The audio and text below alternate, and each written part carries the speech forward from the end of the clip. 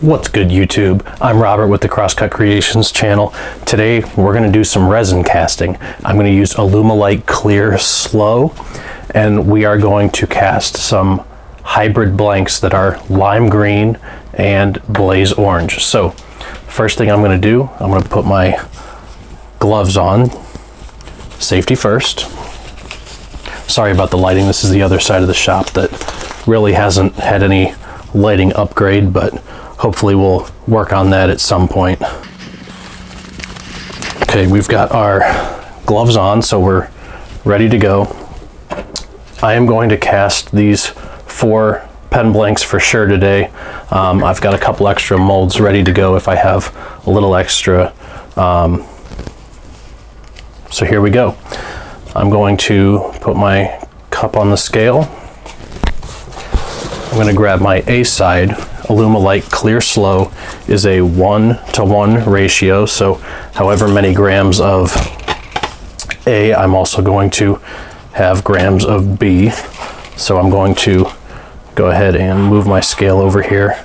I'm making sure it's at 0, and it is. I know you can't necessarily see that, but I'm going to start pumping the resin into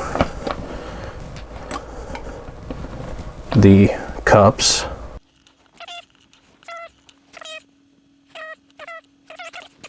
So there's 75 of A. I'm going to take this cup off, and I'm going to put a clear, well, not clear, but an empty cup in, and I'm going to do 75 of A.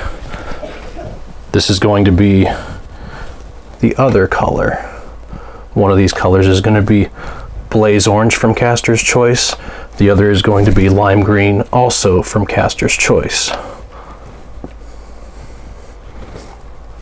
I just got these pumps, and let me tell you, it is way easier to control the amount that's being dispensed with these pumps. This is an absolute game changer.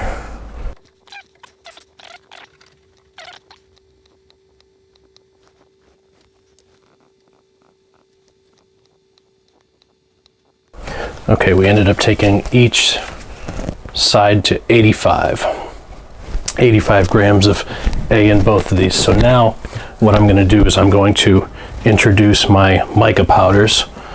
Here they are, lime green and blaze orange. Sorry about the lighting again. I'm going to take a popsicle stick and I'm going to introduce the mica. So 1, 2, 3. There's no set amount of mica that you have to have in. It's just whatever you prefer. More mica gives you more coverage. It also gives you a more solid color. Less mica gives you a more transparent color. So it all depends on what you want to do. So I'm just going to mix that in. I haven't mixed any B into it yet. B is the hardener of the Alumilite resin. So I've got my green mixed in. Now I'm going to mix in my orange. And again, it's not an exact science. 1, 2, 3. Close these up so I don't spill them. When you spill mica powders, they go everywhere. So we'll put these over here. Get this at least started in terms of being stirred in. Okay, now I'm going to re-zero my scale, and I'm going to put 85 grams of the B side into the resin, into the cup.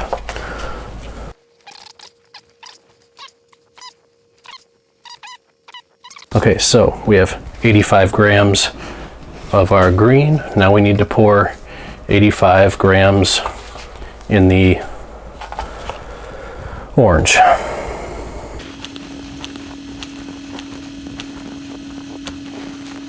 We're at 85 in both cups. We have green and orange correctly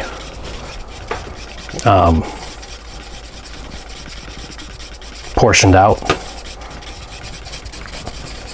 So now we're just going to stir to get these mixed. And you want to keep stirring no matter what.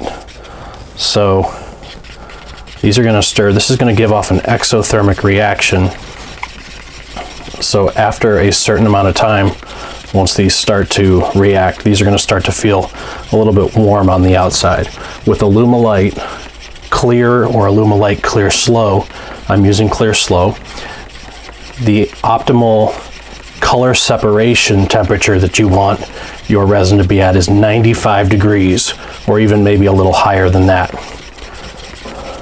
So I'm just going to continue to stir.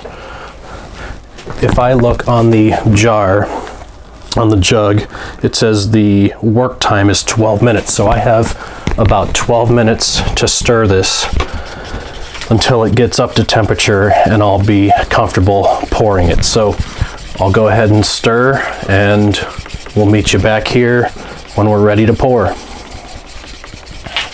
My cup is starting to feel a little bit warm to the touch, even with the glove. So I'm going to take a temperature on this one. And if I look, okay, this one says it's about 99, 100, 94, 95. So this is ready to go. Now, before I went ahead and, before I poured these, I went ahead and took a dab of hot glue and glued the burls into the molds. Now, when I have two colors, I need at least one of them to get to 95 degrees, not necessarily both, but one of them needs to be at 95 degrees in order for good color separation. If you're going for color separation, if you're going for mixing, you still have to be thoroughly mixed, but if you're going for color blending, it doesn't have to be 95. So I'm just giving these a couple last minute stirs. And then I've poured blanks a couple different ways. So my orange says it's somewhere around 91. I'll go ahead and make sure this green is at least at 95. Just to get a double check. Okay. This is just a cheap Harbor Freight temperature gun. You press the button and then it tells you the temperature. So I'm going to put that away since we're up to temperature. But as I was saying, I pour my blanks a couple different ways. One of the ways, which is what I'm going to do today, I like to use a Powerade or Gatorade, whatever kind of bottle you have. This one, I cut off the top. It's been used many, many times. What I'll do is I will pour one of the colors into there. I'll make sure I scrape off as much as I can to get it into the cup. Scrape off the popsicle stick and then go over another pass. Okay, now I'll take my orange, give it one last stir, pour it in there. Again, scrape the sides off just to get as much of that in there as you can.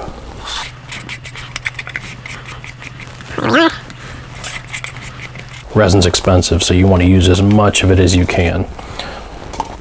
So now I have my resin in this cup ready to go. I'm going to bring my pen molds up this way. I'm going to put an extra one or two on either side just in case I have some extra left over, but I'll pour the burls first.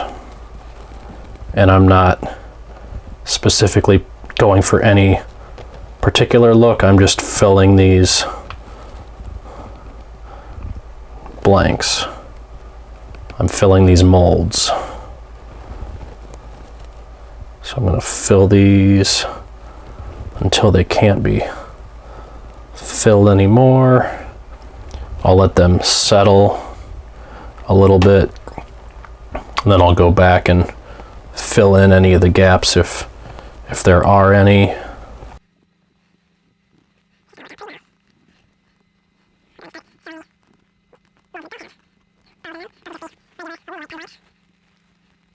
This one's not going to get completely filled here as I'm pouring, but that's okay because I'll use that for a separate pour later.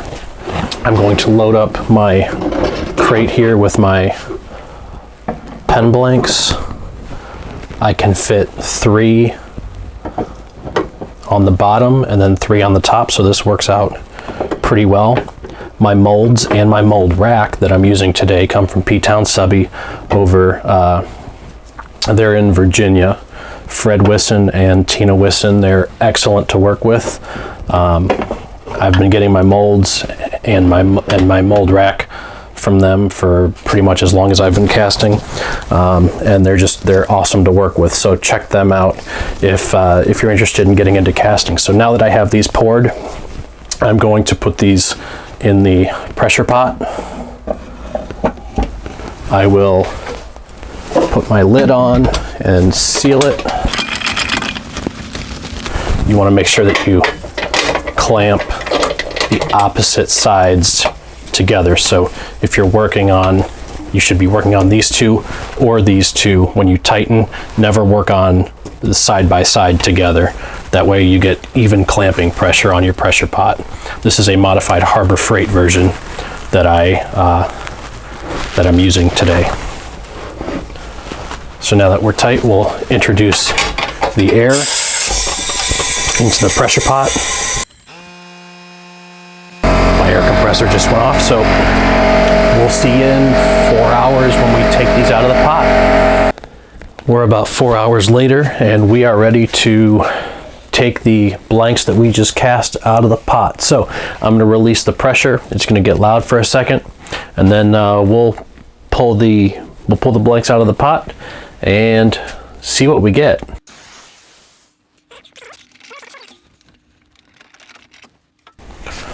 Bum, ba-da-bum.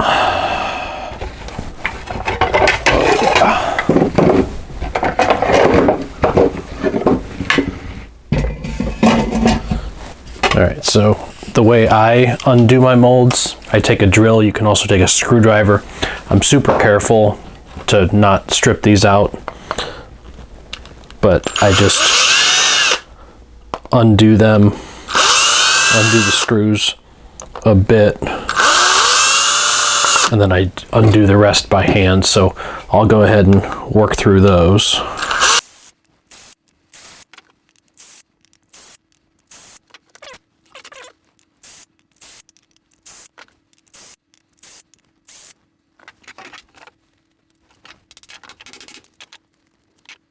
I put the blue painter's tape on there to tell me what kind of burl is in there.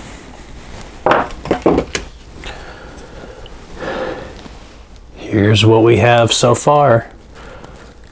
Now I've got 2 more steps before these are ready. I'm going to trim them down a little bit on the table saw, and then after they get trimmed down, I'm going to put some lacquer on them just to finish them off. So I'll take you over to the table saw.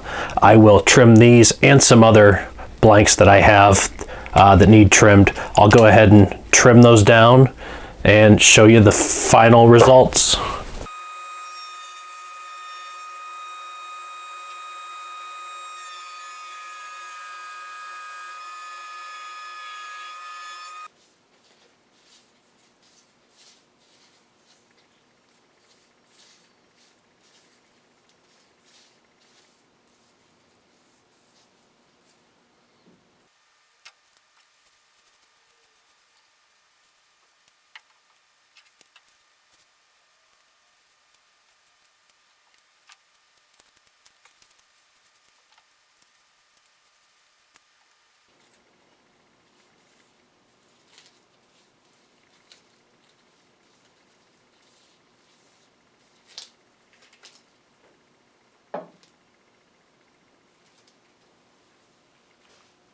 Well, there you have it.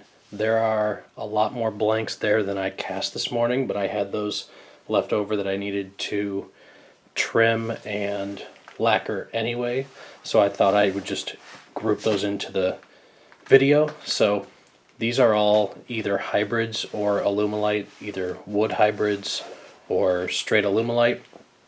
They are approximately 3/4 square by about 5 1/4 long. If you like this video, give it the thumbs up. Make sure you comment on the video. I reply to all comments. Make sure you share the video with your friends. We're getting pretty close to that 1,000 mark, so Anytime you share the video that gets more eyes on it, it greatly helps me. I appreciate it. We'll see you next time.